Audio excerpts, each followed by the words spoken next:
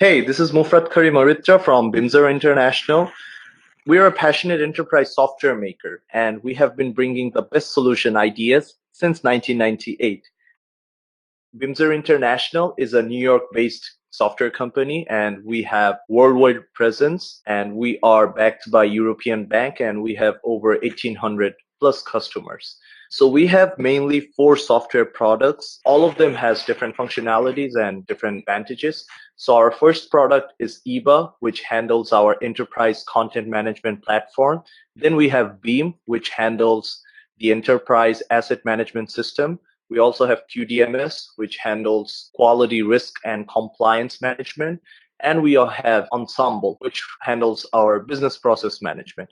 So now we're going to take a look at Beam, our business enterprise maintenance management system. So this is our mobile application. As you can see, we have all the functionalities inside.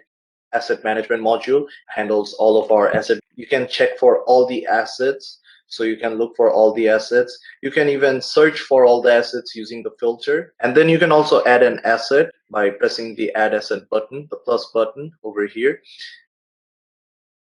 But there are also other functionalities in here.